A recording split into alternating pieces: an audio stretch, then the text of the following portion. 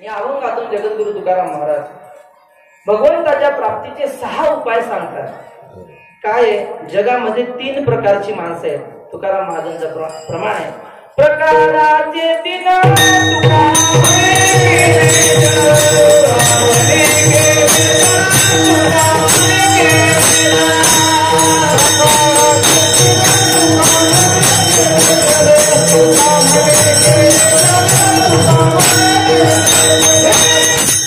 प्रकारची लोक आहेत या जगामध्ये. काही लोक अशी आहेत ते देवाला मानतच नाहीत. ते म्हणतात हे जग असंच झालं, नेचर सगळं नैसर्गिक आहे, आपोआप उत्पन्न होत आहे. ज्ञानेश्वर महाराजांनी प्रश्न विचारला. ज्ञानोबाराय म्हणतात भूमी आतून स्वयंभ घडे या गाडगेयाचे निघती कुंभ किती कुलाल मतीचे गर्भ उमटले की. मडकं असतं की नाही, मडकं काय असं जमिनीतून आपोआप वर येत नाही, त्याला घडवणारा कुणीतरी कुंभार असतो. तसं एवढं सुंदर जग ज्या अर्थी दिसतंय त्या अर्थी याला घडवणारा कुणीतरी असला पाहिजे. नाम तुम्हारा तारनहारा कब तेरा दर्शन होगा जिसकी रचना इतनी सुंदर वो कितना सुंदर होगा. जिसकी रचना इतनी सुंदर वो कितना सुंदर होगा. ज्या देवाने एवढं सुंदर जग निर्माण केलं नक्की तो असला पाहिजे. एक छोटासा मुलगा, त्याचे वडील कंपनीत कामाला जायचे. तो मुलगा रोज संध्याकाळी मंदिरात हरिपाठाला यायचा. देवावर फार श्रद्धा होती, पण दुर्दैवानं त्याचा बाप देवाला मानत नव्हता. त्याचा बाप म्हणायचा अरे काही नाही, हे जग असंच झालेलं आहे, काय देव वगैरे काही नाही. पण मुलगा हुशार होता, त्यांनी कीर्तन ऐकलेली होती. मुलगा काहीच बोलला नाही. छोटासा मुलगा 5-6 वर्षाचा, दुसरीचा. वडील कामाला गेल्यानंतर त्याने पेन्सिल घेतली, सुंदर असं चित्र काढलं एका कागदावर आणि संध्याकाळी वडील आल्यानंतर जिथं बसतात त्या टेबलावर ते चित्र ठेवलं. वडील संध्याकाळी आले, हातपाय धुतले, खुर्चीवर बसले, पाहिलं किती सुंदर चित्र आहे. त्याला जवळ बोलवलं, म्हटले बाळू किती सुंदर चित्र आहे, कुणी काढलं? तो म्हटलं पप्पा कुणीच काढलं. अशी एक पेन्सिल आली हवेत उडत उडत, त्या पेन्सिलनं छोटं चित्र काढलं. नंतर एक एक रंग आला आणि त्या चित्रावर येऊन बसला, कुणीच काढलेलं नाही. त्याचा पप्पा म्हटला गाढवा, असं आपोआप कुठं चित्र निघत असतं का? असं आपोआप चित्र काढ निघालं असं जर तू म्हणत असशील तर मी तुला गाढव म्हणेल. तो छोटासा मुलगा होता, त्यानं हात जोडले.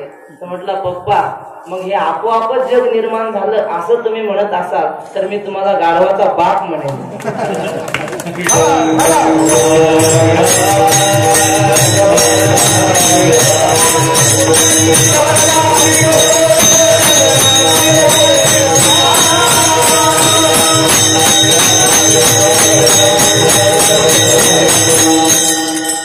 काही लोक अशी आहेत ते देवाला मानतच नाहीत.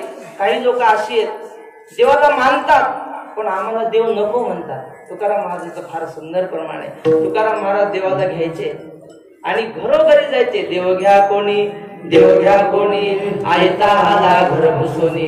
पण लोक म्हणायचे महाराज आमचं घर भरलंय, आम्हाला देव नको. पहिला वर्ग आहे तो देवाला मानतच नाही. दुसरा वर्ग आहे देवाला मानतो पण देव आम्हाला नको म्हणतो. तिसरा वर्ग असा आहे महाराज तो देवाला मानतोही आणि देव आम्हाला पाहिजे असं म्हणतो. काही साधक असे असतात महाराज, त्यांच्या मनात सतत विचार असतो कोणे गावी आहे सांगा हा विठ्ठल. सतत देवाची परीक्षा पाहतात, देव कुठे आहे शोधतात. तुसावेसे हेची वाटे जे जे भेटे तयाशी. तुकाराम महाराज जो माणूस भेटेल त्याला एकच प्रश्न विचारायचे, काय मला देव कधी भेटेल, मला देव भेटेल का हो, देव माझ्यावर कृपा करील का हो, असा प्रश्न विचारायचे महाराज.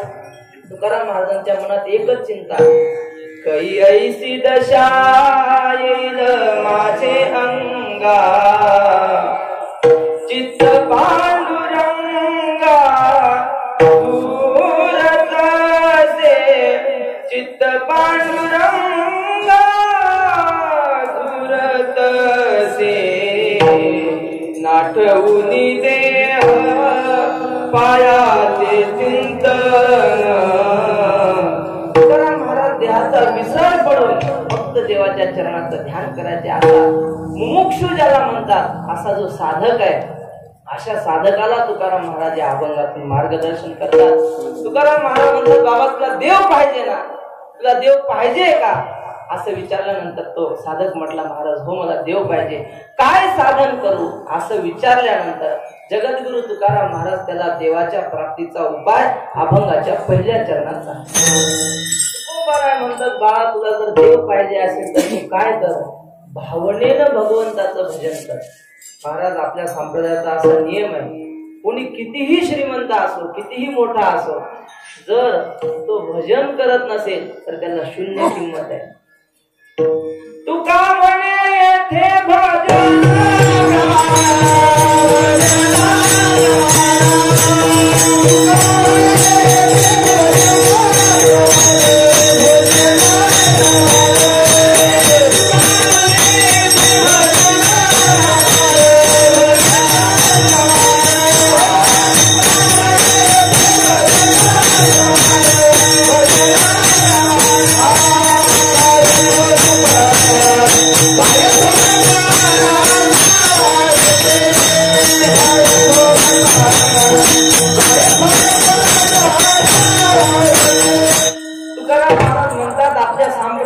सगळ्यात महत्वाची गोष्ट म्हणजे भजन केलं पाहिजे. म्हणत महाराज आम्हाला भजन येत नाही. महाराज भजन नाही आलं तर तुकाराम महाराजांनी सांगितलं, नये जरी तुझं मधुर उत्तर. तुकोबाराय म्हणतात, तुला स्वरात म्हणता आलं नाही तरी चालेल, पण तू भजनाला जाऊन बसत जा. काय देवाला स्वर आवडत नाही, देवाला ताल नाही आवडत, देवाला प्रेम आवडतं. थोर प्रेमाचा भुकेला हाच दुष्काळ द्यायला. महाभारतामधली छोटीशी कथा आहे. महाभारतामध्ये एक भीम नावाचं पात्र आपल्या सगळ्यांना माहिती आहे. 5 पांडवापैकी भीम तो अर्धांग होता. एवढा अर्धांग होता की 100 कौरव जर एखाद्या झाडावर चढले ना, तर नुसता झाडाचा बुंदा हातात धरायचा ना, असा गदा हलवायचा. जशी बोरं खाली पडतात की नाही फांदी हलवल्यावर, तशी पटापटा कौरव खाली पडायचे. एवढा अर्धांग, 10 माणसाचं जेवण एकट्याला लागायचं. अर्धांग होता पण स्वयंपाकात फार हुशार होता बरं का. त्याला स्वयंपाक एवढा छान जमायचा.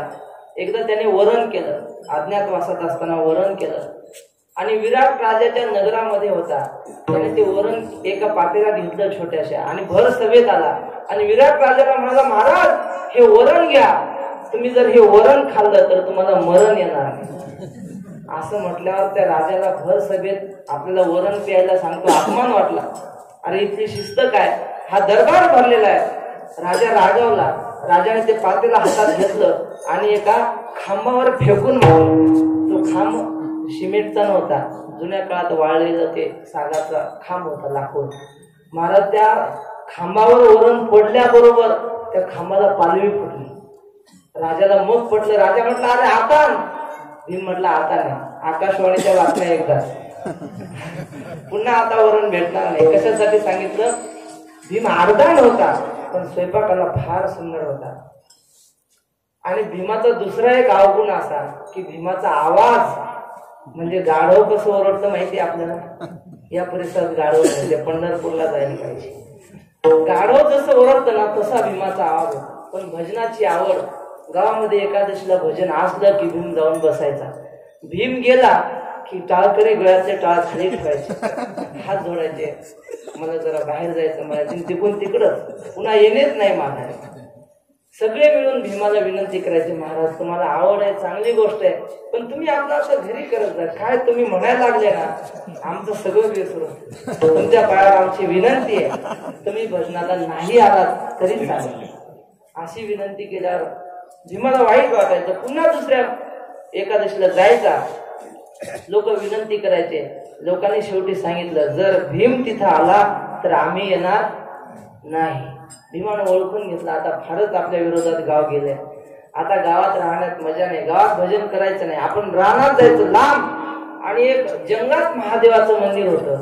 भीम तिथं जाऊन मोठ्या मोठ्याने भजन करू लागला. भीमाचं ते भजन सगळा परिसर दणाणून जायचा. दुर्दैवानं काय झालं, एका कुंभाराचं गाढव हरवलं. तो गाढव शोधत होता, कुठे गेलं गाढव, कुठे गेलं. नेमका त्याच्या गाढवासारखा त्याला आवाज आला. कुणी कोण? त्या महादेवाच्या मंदिरात.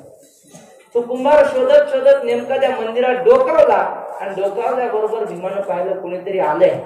मी म्हटलं कोण आहे? कुंभारानं पाहिलं भीम आहे. त्यानं जर ठरवलं तर एका बुक्कीत आपला ठेचाच केला.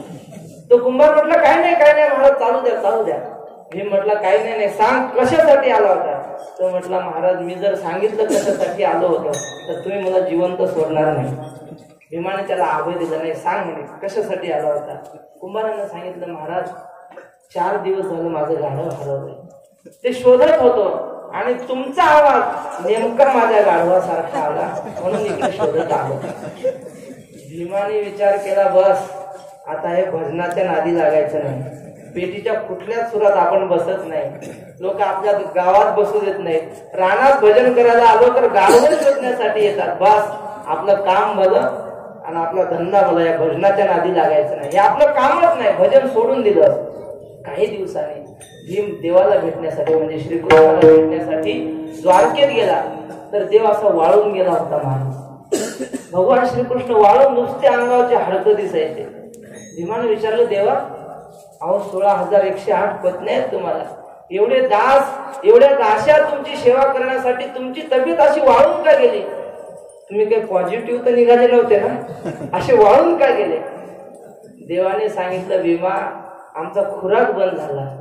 भीम म्हटला देवा गरीबाची चेष्टा करता का? तुम्हाला खुराक भेटत नाही, राजे आहेत तुम्ही, असं काय करता? देव म्हटला भीमा आमचा खुराक तो नाही, आमचा खुराक काय आहे? आमचे भक्त भजन करतात आणि त्याने आम्ही पुष्ट होतो. आम्हाला खारीक बदामाचा खुराक नको. आम्हाला भूक कशाची लागते?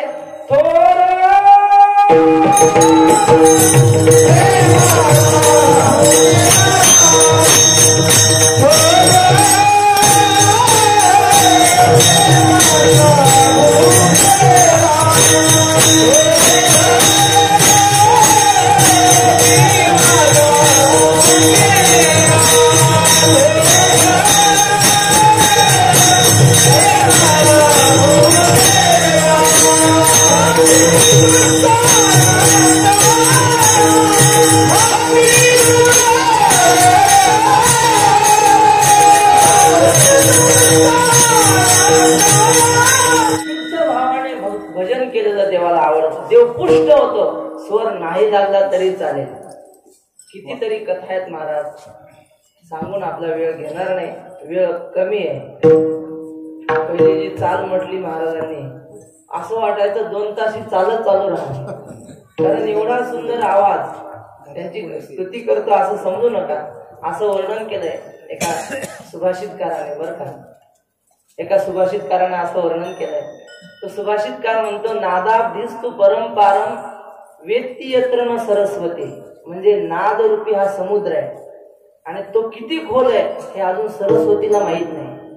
आणि त्या समुद्रामध्ये पोहताना आपण बुडू नये म्हणून ती एक भोपळा घेऊन फिरते. तंबोरा म्हणजे काय म्हणा, भोपळाच आहे की नाही. आपण त्या नादरूपी समुद्रात बुडून जाऊ नये म्हणून अद्यापि मज्जन भयात तुंब मोहती वक्षसी. ही सरस्वती सुद्धा हातात भोपळा घेऊन फिरते. तसा हा नादरूपी समुद्र आहे. तुकाराम महाराज म्हणतात तुम्हाला तसा नादरूपी समुद्र निर्माण करता नाही आला तरी चालेल, जसं येईल तसं भगवंताचं भजन करीत. आपले साधू संत पहा. जनाबाई काय केलं जनाबाईने? काही नाही महाराज, फक्त भगवंताला आळवायचं. आपल्या जुन्या बाया होत्या की नाही म्हाताऱ्या, त्या दळण दळायच्या आणि दळण दळताना देवाला आळवायच्या. सकाळी 4ची वेळ, एका घरामध्ये 25 माणसं आणि रोज 25 माणसाचं दळण दळावं लागायचं. आणि ते श्रम जाण्यासाठी त्या गाणं म्हणायच्या दळताना. फार सुंदर जुन्या काळातले गाणे. तुम्ही एक गाणं ऐकलेलं आहे, मी त्याचं जुनं सांगतोय, नवीन तुम्ही ऐकलेलं आहे. नवीन असं आहे, नाच रे मोरा, पुढं काय आंब्याच्या बना, आहे की नाही. पण हे गाणं जुनं असं नव्हतं महाराज. या गाण्याचं जुनं रूप असं होतं. श्री गुरु वक्ते महाराजांनी सांगितलं, बाबा म्हटलं हे जुनं गाणं असं होतं, नाच रे देवा संताच्या मेळ्यात, नाच रे देवा, नाच रे देवा संताच्या मेळ्यात, नाच रे देवा. सखुबाई गेली पंढरपुरा, तिच्याच रूपी तू नटला. सखुबाई साठी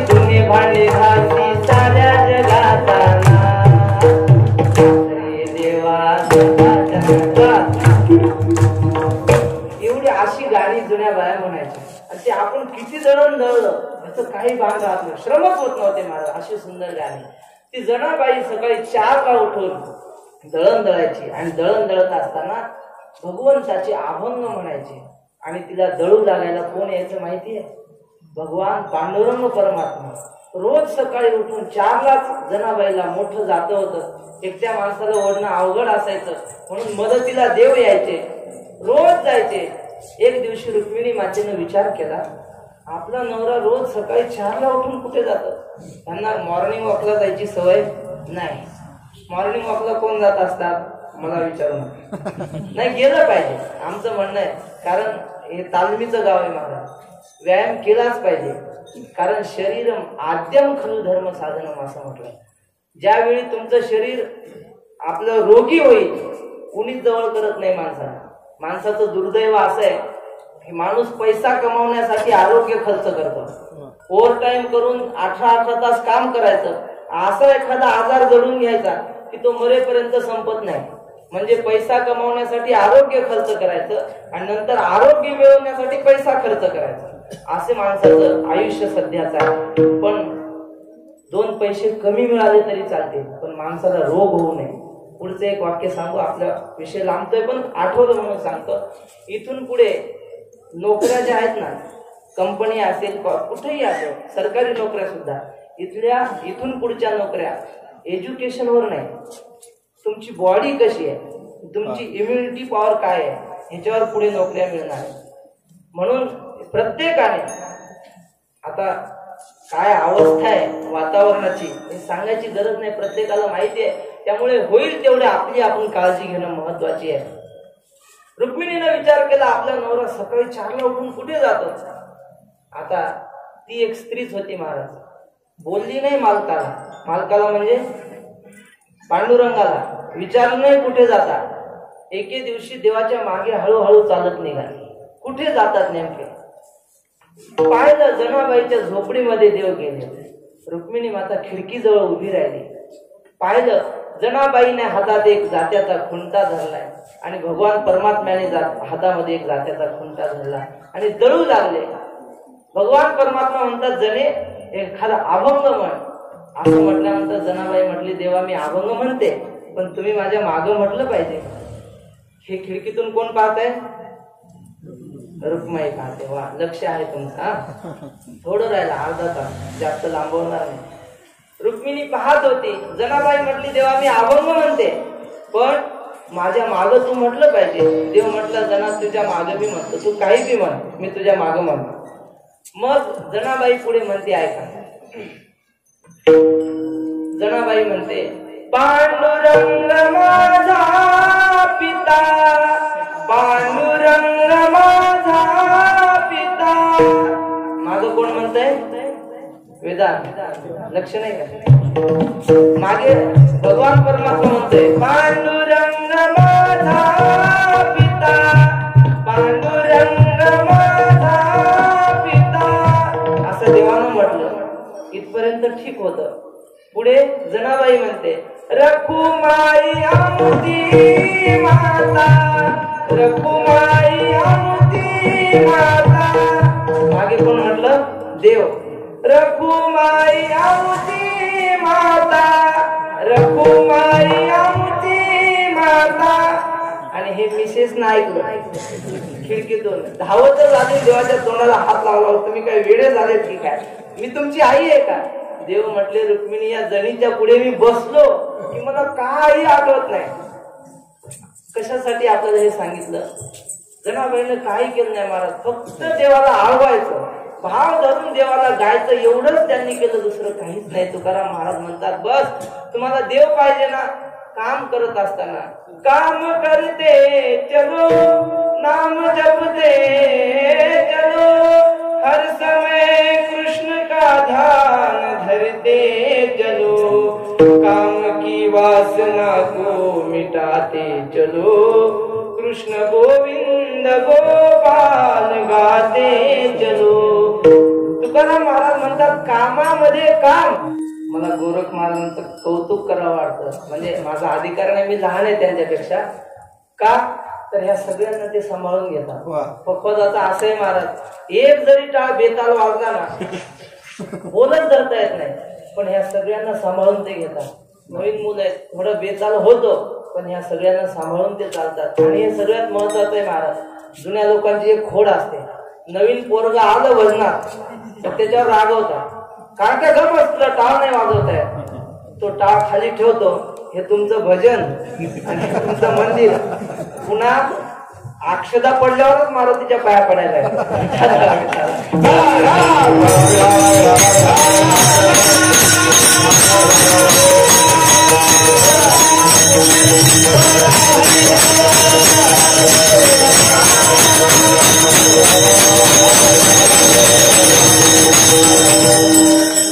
तुकोबाराय म्हणतात, बाबा तुला देव पाहिजे ना, मग भावनेनं भगवंताचं भजन कर. हा सोपा उपाय आहे, ह्याच्याशिवाय दुसरा सोपा उपाय नाही. तो म्हटला महाराज ठीक आहे, आणखी काही उपाय आहे का देवाच्या प्राप्तीचा? तुकाराम महाराज म्हटले आहे, उपाय आहे. तो कोणता उपाय? अभंगाच्या 3ऱ्या चरणात. आणि कांते कांते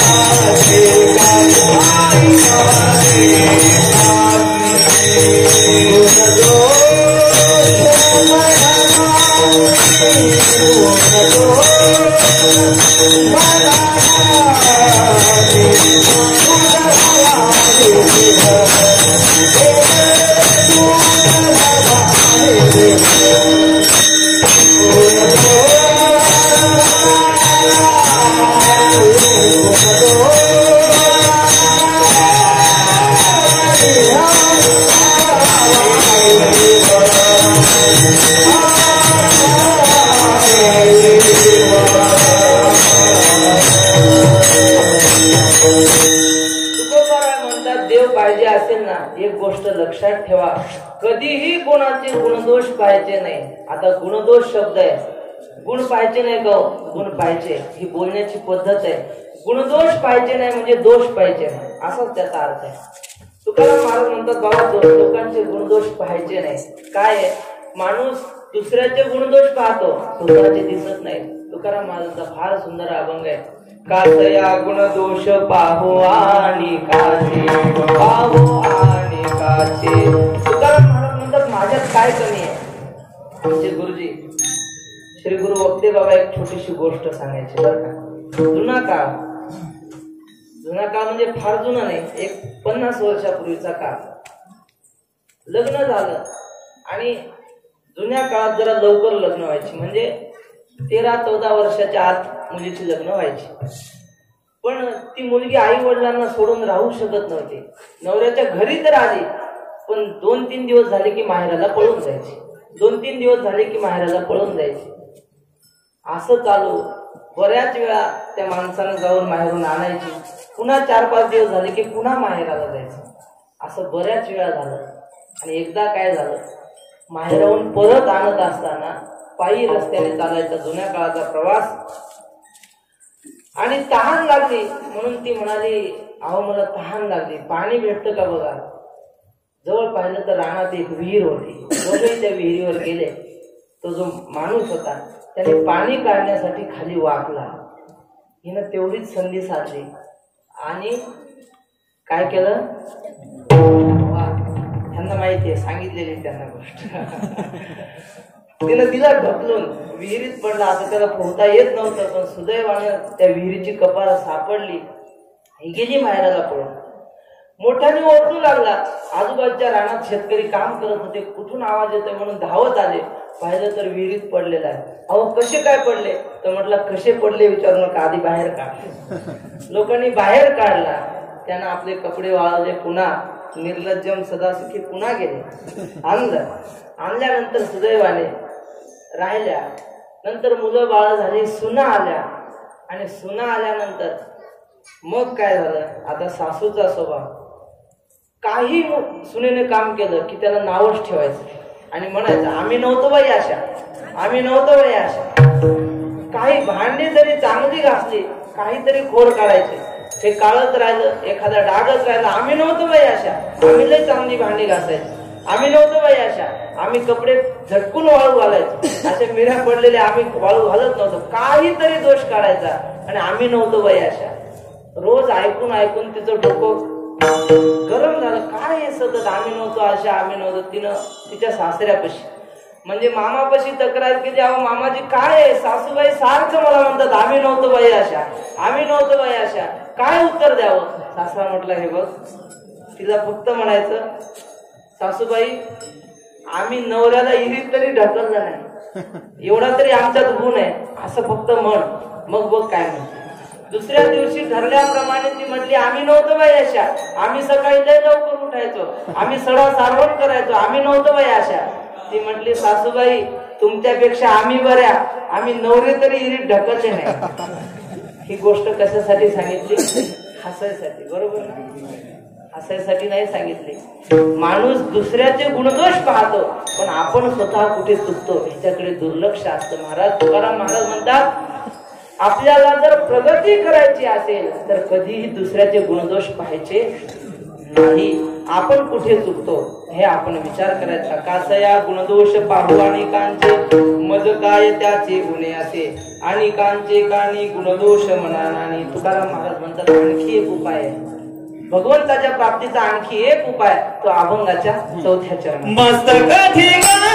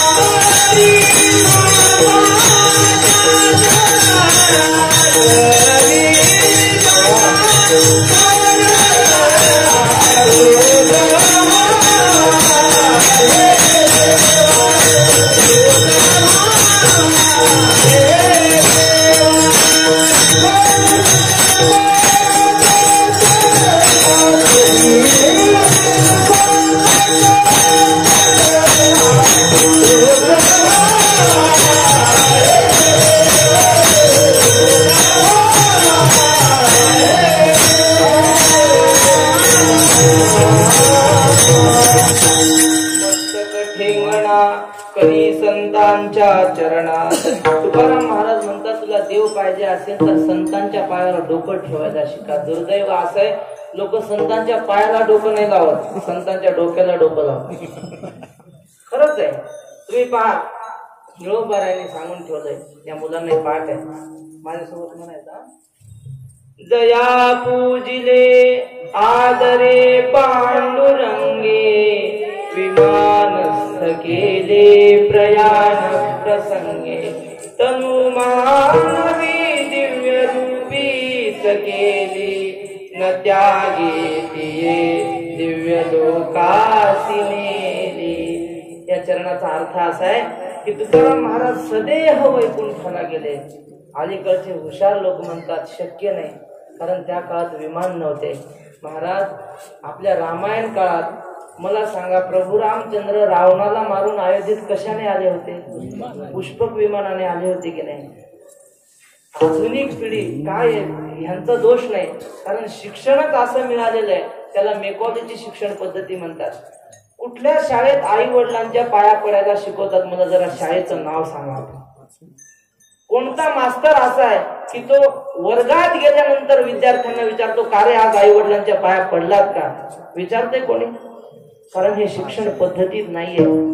मातृदेवो भव, पितृदेवो भव, आचार्य देवो भव कुठल्या शाळेत शिकवलं जाते महाराज? नाही, हे संस्कारच नाहीयेत.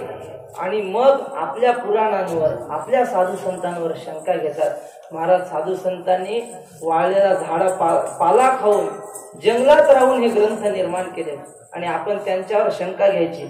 अरे त्यांनी काय पैसा कमवण्यासाठी गाथा नाही लिहिला महाराज.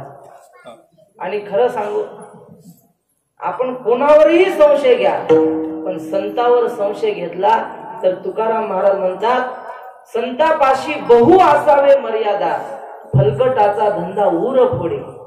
तुम्ही कुणावरही संशय घ्या कुणालाही त्रास द्या संतांना त्रास द्यायचा नाही. कारण असं आहे जर संतांना त्रास दिला तर देवाला सहन नाही होत. हरिजनाची कोणा न घडावी निंदा समर्थ गोविंदा नाही त्याचे.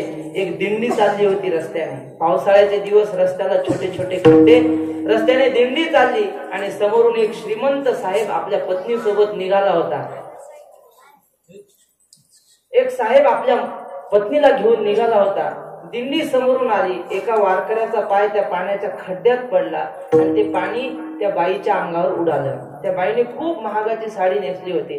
बाईने रागानं पाहिलं. ह्यात विशेष नाही बाईच्या मालकाला एवढा राग आला की तो असा थरथर कापू लागला. लाल बुंद झाला रागाने आणि आवेशात येऊन त्याने त्या वारकऱ्याच्या खाड दिशेने वारकरी खाली पडला.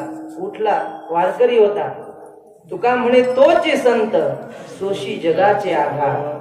काहीच बोलला नाही. दिंडी सोबत निघून गेला. थोड्या वेळाने तो साहेब आणि त्याची पत्नी घरी गेली.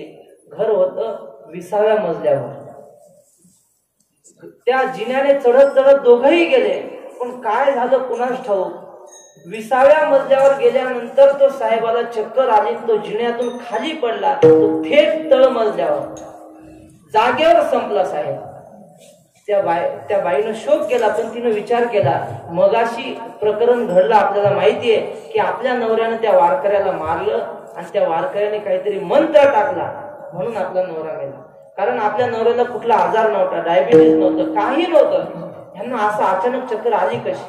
त्या बाईने सगळ्या गावकऱ्यांना सांगितलं. सगळं गाव त्या दिंडीला आडवं गेलं आणि त्या वारकऱ्याला म्हटले सांग तू काय मंत्र टाकलास. तो म्हटलं अहो मला एक अभंग नीट पाठ नाही. मी परवाच्या सोमवारी माळ घातली आणि आताच दिंडीत चालायला आलो. कसला मंत्र. मला काही मंत्र येत नाही. ते म्हटले नक्की सांग तू काहीतरी मंत्र टाकलास. साहेबांना कुठला रोग नव्हता. त्यांना चक्कर आली कशी. ते मेले कसे. नक्की काहीतरी मंत्र टाकलास. तो म्हटलं अहो माफ करा खरंच सांगतो मला एक अभंग पाठ नाही. मंत्र येत नाहीत. तुम्ही असं काय विचारता. ती लोक म्हटले मग साहेब मेले कसे. साहेबांना असं घडलं कसं. तो वारकरी म्हटला मला अभंग येत नाही. मला मंत्र येत नाही पण एक गोष्ट कळते. काल माझ्या पायाचं पाणी या बाईच्या अंगावर उडालं तर हिच्या मालकाला माझा राग आला आणि त्याने माझ्या कानाखाली ठेवली म्हणजे मला शिक्षा दिली. मग आता मला हिच्या मालकानं मारल्यामुळं माझ्या मालकाला जर त्याचा राग आला असेल तर मला माहित नाही. विठ्ठल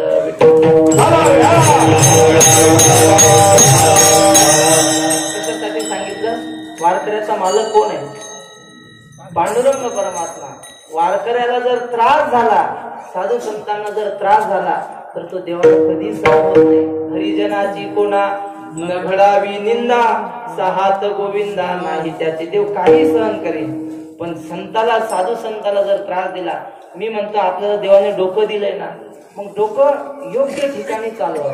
लोक साधू संतांवर तुकाराम महाराज वैकुंठाला गेले नाही. बरं सिद्ध केलं तुम्ही गेले नाही. मिळवलं काय सांगा. काय मिळवणार आहोत आपण. समाजाची हानीच करतोय महाराज आपण. आणि कांचे काणी गुणदोष मनानी मस्तक ठेंगणा खरी संतांच्या चरणा. संतांच्या समोर आपण वाकलं पाहिजे. ज्ञानोबराय म्हणतात लाटणे ऐसा न लवे पाथरू तेवी न द्रवे. काही माणसं वाकतच नाहीत ताठच असतात. ज्ञानेश्वर महाराजांनी त्याला उदाहरण दिलं लाटणं. लाटणं कसं असतं. चपात्या करायचं लाटणं असतं की नाही. ते कधी वाकत नाही.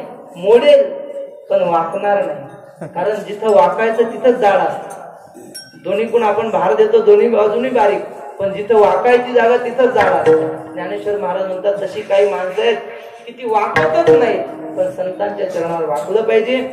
मस्तक ठेंगणा करी संतांच्या चरणात. जर आपण वाकलो नाही म्हणजे अहंकार आपला कमी केला नाही तर महाराज व्यवहार आपण करू शकत नाही. एक खूप शिकलेली मुलगी ग्रॅज्युएट झालेली पदवीधर मुलगी, लग्न झालं, हुशार खूप होती, पदवीधर होती, पण स्वयंपाक करता येत नव्हता.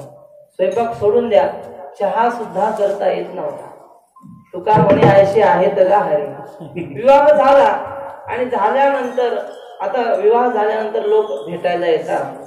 त्या नवरदेवाचे काही मित्र त्याला भेटायला येणार होते. तो म्हटला अगं माझे मित्र येणार आहेत, त्यांना नाश्त्यासाठी काहीतरी बनव. ती म्हटली आहो मला काही येत नाही. आहो नाही म्हणायचं आजकाल, काय म्हणायचं अरे अरे संतोष मला तसं काही येत नाही बनवता, असंच ना. तर म्हटलं तुला येत नाही तर मग आपल्या शेजारी एक म्हातारी आजी आहे तिला विचार, ती सांगेल कसं बनव. ती तेव्हा हो म्हटली ठीक आहे विचारते. पण तिनं मनात विचार केला मी ग्रॅज्युएट आहे, पदवीधर आहे, आणि ह्या म्हातारीला नीट लुगडं नेसायला नाही, हिला सही येत नाही, अंगठा पुढं करते सहीच्या वेळेला, आणि हिला मी विचारायचं. पण विचारल्याशिवाय पर्याय नाही. मनामध्ये अहंकार आला, पण आता विचारल्याशिवाय पुढे चालणार कसं म्हणून गेली. आणि म्हणजे अहंकारानं गर्वानं त्या म्हातारीला म्हणजे आजी मला शिरा कसा बनवायचा ते सांग. आजी म्हटली आणि किती सोपं आहे, शिऱ्यासारखा सोपा दुसरा पदार्थ नाही. म्हणजे गोड मध्ये म्हणतोय, शिऱ्यासारखा सोपं काय आहे, काय नाही. पातेलं घ्यायचं, नाही पातेलं नाही कढई घ्यायची, चुकलं तर सांगा. कढईत शिरा करायचा असतो ना, कढई घ्यायची त्याच्यामध्ये तूप टाकायचं. ती म्हटली हो ते आहे माहिती, पुढचं सांग. आजी म्हटली तूप चांगलं तापू द्यायचं, मग त्याच्यात रवा टाकायचा. ती म्हटली हो ते आहे माहिती, पुढचं सांग. म्हातारी हुशार होती. म्हातारी म्हटली ही आपल्याला विचारती तर खरी, पण जरा गर्वानं विचारते. म्हातारीचे केस पांढरे असेच नव्हते झाले. म्हातारी अनुभवानं परिपूर्ण होती. म्हातारी माणसं कशी असतात रे, हा अनुभवानं परिपूर्ण असतात, हुशार असतात. म्हातारी सांगू लागली, पण तिने सांगण्याची पद्धत बदलली. म्हातारी म्हटली मग चांगला रवा भाजून घ्यायचा, असा भाजायचा की करपला नाही पाहिजे आणि कच्चा नाही राहायला पाहिजे. ती म्हटली हा ते आहे माहिती, पुढचं सांग. असं म्हटल्यावर म्हातारी म्हटली मग काय करायचं, तांब्याभर गोमतार घ्यायचं आणि त्याच्या कढईत ओतायचं. ती म्हटली हा ते आहे माहिती, पुढचं सांग. असं म्हटल्यावर म्हातारी म्हणली मग काय नाही, एवढा शेणाचा गोळा घ्यायचा, तांब्यामध्ये पाणी घेऊन ते असं कालवायचं आणि ते कढईत ओतायचं. ती म्हणजे हा ते आहे माहिती, पुढचं सांग. घरी गेली तसा शिरा बनवला, कुणाला खायचा बोल. कशासाठी सांगतोय, व्यवहारात सुद्धा गर्व चालत नाही, मग परमार्थात चालेल का. विठ्ठल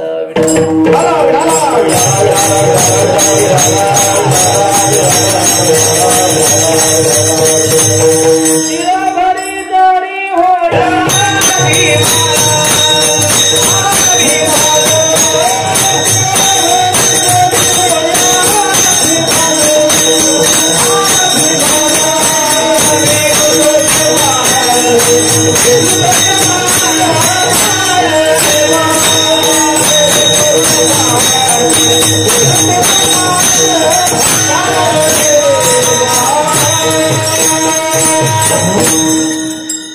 तुकाराम महाराज म्हणतात तिळभर जरी अभिमान झाला देवाला सहन नाही होत. तिळ मात्र जरी किंवा तिळभरी जरी होय अभिमान, मेरू तो समान भार देवा. पुढचं कडवं आहे. तुकाराम महाराज म्हणतात बाबा जर तुला देव पाहिजे असेल तर असं बोलत जा, बोले ऐसा बोले जेणे बोले विठ्ठल डोले, वेची ते वचन जेणे राहे समाधान. असं बोलावं माणसाने की आपल्यालाही समाधान मिळालं पाहिजे आणि ऐकणाऱ्यालाही समाधान मिळालं पाहिजे. ज्ञानोबाराने फार सुंदर 13 अध्यायात ओव्या लिहिल्या. ज्ञानोबाराय म्हणतात स्वये स्वसनेची सुकुमार, मुखमोहाचे माहेर, माधुर्या जाहले अंकुर दशन तैसे, पुढा स्नेह बाजरे, माघा चालती अक्षरे, शब्द पाठी अवतरे कृपा आधी. काही माणसं अशी बोलतात की ती बोलल्यानंतर सहज जरी बोलले तरी पुढच्या माणसाला राग येतो, आणि काही माणसं रागानं बोलले तरी राग येत नाही महाराज, कारण त्याच्या आतमध्ये प्रेम असतं. आई लहान मुलाला म्हणते कारट्या उन्हात कशाला मरतो, सावलीत मर. असं म्हणण्यामध्ये प्रेम आहे की नाही. शब्द जरी कठोर असले तर त्या बोलण्यामागे प्रेम आहे. ज्ञानोबाराय म्हणतात असं बोललं पाहिजे, प्रेमानं बोललं पाहिजे. तुकाराम महाराज म्हणतात वेची ते वचन जेणे राहे समाधान. एका कवीने फार सुंदर लिहिलं. तो कवी म्हणतो देवाला सुद्धा कठोर बोलणं आवडत नाही महाराज, म्हणून तर त्याने जीभ लवचिक ठेवली. जीभ कठोर आहे का आपली? नाही. खुदा को भी सख्ती पसंद नहीं थी बयान में, इसलिए तो हड्डी नहीं दी जुबान में. देवाला सुद्धा कठोर बोलणं आवडत नव्हतं, म्हणून त्याने जीभ लवचिक दिली. माणसानं गोड बोललं पाहिजे. एका माणसाने विचारलं, बाळ ही समोर आहे ती बाई कोण आहे? त्या मुलाची ती आई होती. तो मुलगा म्हटला, काका ही माझ्या बापाची बायको आहे. खोटं आहे का हे? खोटं नाही, पण हे बोलण्याची पद्धत चुकली. तो जर म्हटला काका ही माझी आई आहे, वाक्य तेच आहे, अर्थ तोच आहे, पण बोलण्याची पद्धत आहे. तुकाराम महाराज म्हणतात शक्य तेवढं आपण गोड बोललं पाहिजे, जेणेकरून ऐकणाऱ्याला आणि आपल्याला हे समाधान होईल. वेचिते वचन जेणे राहे समाधान. आणि मग तुकाराम महाराजांना तो म्हणतो, महाराज ठीक आहे सगळं तुम्ही सांगितलं, पण माझ्या मनात एक शंका आहे. माझ्याकडे पुष्कळ धनसंपत्ती आहे, त्या धनसंपत्तीचं मी काय करू? तुकाराम महाराज म्हणतात, बाबा असं कर, फार नाही झालं तर थोडा तरी दुसऱ्यावर परोपकार कर. अभंगाचं शेवटचं चरण. तुका म्हणे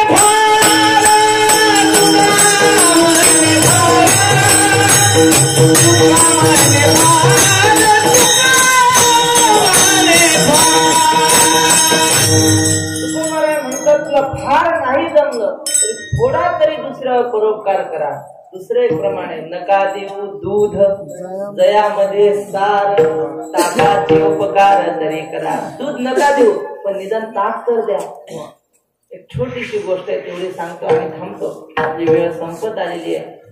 एक फार मोठा श्रीमंत माणूस त्याची मोठी स्कोडा गाडी घेऊन, स्कोडा आता मला आताची भारीची कुठली ती माहित नाही, पण फार महागाची त्याची गाडी घेऊन तो शिर्डीला गेला. शिर्डीला गेल्यानंतर तिथं शिर्डीमध्ये उतरला गाडीतून. भारीचा कोट त्याने अंगावर घातला होता. त्या शिर्डीमध्ये एक छोटासा मुलगा होता, तो तिथं भीक मागायचा. तो मुलगा 2 दिवसापासून जेवलेला नव्हता. 7-8 वर्षाचा मुलगा.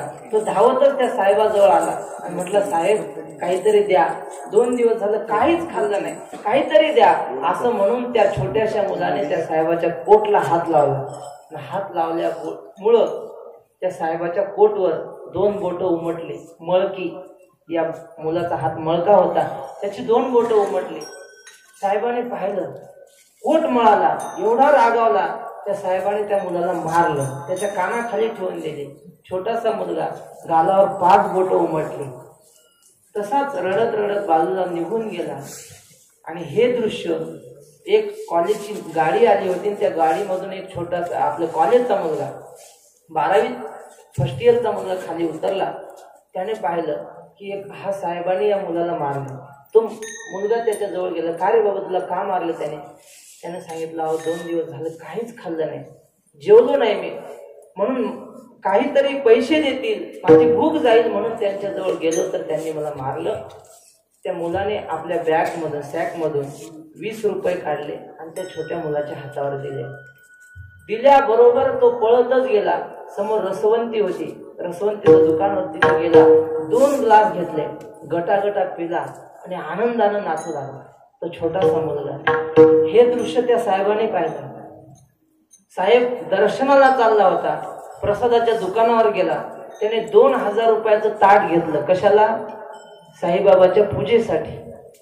ताट घेतलं, मंदिरात गेला, पूजा करून बाहेर आला. हा कॉलेजचा मुलगा बाहेर उभाच होता. तो साहेब म्हटला, कार्ट्या तू आपल्या भिकाऱ्यांना लाडून ठेवता तुम्ही लोक. 20 रुपये दिले, त्याला अशीच सवय लागेल, तो आयुष्यभर भीक मागेल. असं रागवला. तो कॉलेजचा मुलगा म्हटला, साहेब मला फार कळत नाही, पण मला एक कळतं, तुम्ही साईबाबाच्या पूजेसाठी किती रुपयाचं ताट घेतलं? 2000 रुपयाचं ताट घेतलं. त्या 2000 रुपयाच्या पूजेच्या ताटाने तुमचा साईबाबा तुमच्यावर प्रसन्न झाला की नाही हे मला माहित नाही, पण माझा साईबाबा 20 रुपयात थया थया नाचला म्हणे माझ्यासाठी. त्याच्यासाठी सांगितलं आपल्याला, तुका म्हणजे फार थोडा तरी परोपकार, आपल्या जीवनात थोडा तरी परोपकार घडला पाहिजे. आणि हे खरं म्हणजे इथं सांगितलं नाही पाहिजे, कारण हे भामचंद्रातल्या परिसरातली गाव महाराज, आज भामचंद्र डोंगरावर जेवढे साधक आहेत महाराज, तेवढ्या सगळ्यांना यांची एवढी मदत असते की यांच्या ऋणातून आम्ही कधीच उत्तीर्ण होऊ शकत नाही. पाठांतर करणाऱ्या साधकांना असं वाटतच नाही की आपण परक्या कुठेतरी लांब होत घर सोडून. आई वडिलासारखं प्रेम आपण सगळे लोक करता. तुमच्या चरणावर पुन्हा पुन्हा दंडवत घालावे अशी माझी भावना आहे. आता कीर्तनाची वेळ समाप्त झालेली आहे. एकदा संप्रदायपूर्वक सगळ्यांनी भजन करायचं, टाळी वाजवून. पण टाळी कशी वाजवायची? म्हशी सुटल्यावर कशा पळतात, बेताल अशी नाही. एकच टाळी झाली, चंद्रभागी वाळवली. आधी टाळी आणि नंतर भजन. समजलं ना? हात वर करून ज्यांना शक्य असेल त्यांना हात वर करून एक टाळी. हा